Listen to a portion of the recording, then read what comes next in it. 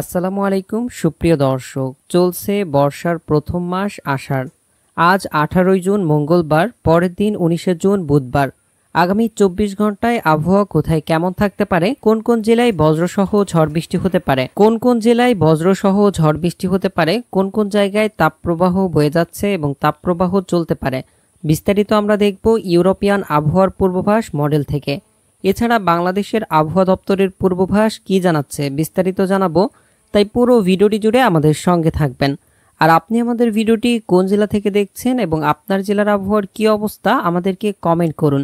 তো চলুন এবার দেখে নেওয়া যাক এক নজরে। চলছে বর্ষার প্রথম মাস আষাঢ়। দেশের উত্তর পূর্ব অঞ্চল সিলেট বিভাগে হচ্ছে অতি ভারী বৃষ্টি। কিছুটা বৃষ্টি হয়েছে দেশের উত্তরে রংপুর, দক্ষিণ পূর্ব চট্টগ্রাম ও মধ্য অঞ্চল ঢাকা ও ময়মনসিংহ বিভাগেও। তবে গত কিছুদিন ধরে প্রায় বৃষ্টিহীন দক্ষিণ অঞ্চলের খুলনা ও বরিশাল বিভাগ। বৃষ্টি নেই রাজশাহীতেও। এদিকে টানা ভারী বৃষ্টিতে দুর্ভোগে পড়েছে সিলেট অঞ্চলের মানুষ। বৃষ্টিতে বিভিন্ন এলাকায় জলাবদ্ধ হয়ে পড়ায় সোমবার ঈদুল আজহার দিনও অত্যন্ত কষ্টে কেটেছে এই অঞ্চলের মানুষের। আগামী কয়েকদিন সিলেটে বৃষ্টির এই প্রবণতা অব্যাহত থাকতে পারে বলে জানিয়েছেন তারা।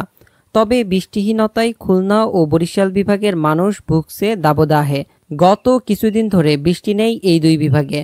তাপমাত্রা খুব বেশি না হলেও জলীয় বাষ্পের আধিক্যের কারণে গরম চরম আকার ধারণ করেছে উপকূলীয় অঞ্চলে। বসে থেকেও দরদর ঘামছে বরিশাল ও খুলনার লোকজন। ভ্যাপসা গরম না বিশ্বাস হয়ে উঠেছে দুই অঞ্চলের মানুষের।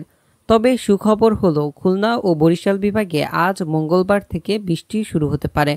পরবর্তী দিনগুলোতে সারা দেশে বৃষ্টির প্রবণতা আরও বাড়তে পারে। আজকে সকালে খুলনা অঞ্চলে দেখা যাচ্ছে বাতাস ও মেঘের আনাগোনা।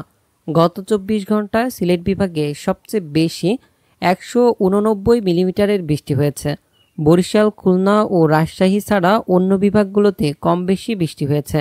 এদিকে আজ খুলনা বিভাগ সহ পটুয়াখালী, ভোলা, মাদারীপুর, গোপালগঞ্জ, রাজশাহী ও পাবনা জেলার উপর দিয়ে তাপপ্রবাহ বয়ে যাচ্ছে এবং এটি অব্যাহত থাকতে পারে। আজ মঙ্গলবার থেকে ঢাকা, রাজশাহী, খুলনা ও বরিশাল বিভাগে বৃষ্টি বাড়তে পারে।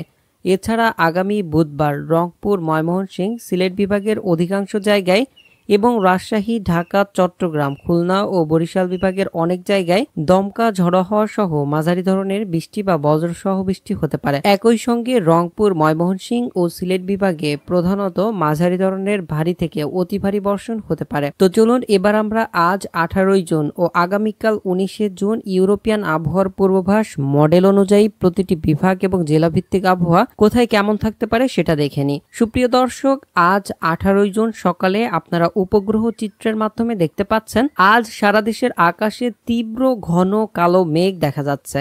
বিশেষ করে সিলেট, ময়মনসিংহ, রংপুর বিভাগে ইতিমধ্যে বজ্রবৃষ্টি চলছে। আজকে আপনারা দেখতে পাচ্ছেন বৃষ্টি না হওয়া তিনটি বিভাগ খুলনা, বরিশাল ও রাজশাহীতে ঘন কালো মেঘ রয়েছে।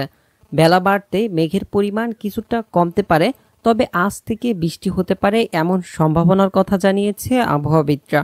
আপনারা সবাই দোয়া করুন যেন আল্লাহ আমাদেরকে রহমতের বৃষ্টি দিয়ে শীতল করে দেন। আগামী 24 ঘন্টা বৃষ্টি পরিমাণ মুডে আপনারা দেখতে পাচ্ছেন সিলেট, রংপুর, ময়মনসিংহ। এদিকে বরিশাল, খুলনা অঞ্চলের দক্ষিণ এবং চট্টগ্রাম বিভাগের দক্ষিণে বৃষ্টির সম্ভাবনা রয়েছে। পরের 3 দিনের আবহাওয়া আপনারা দেখতে পাচ্ছেন সারা দেশে হালকা থেকে মাঝারি, কোথাও কোথাও অতি ভারী বৃষ্টির সম্ভাবনা রয়েছে।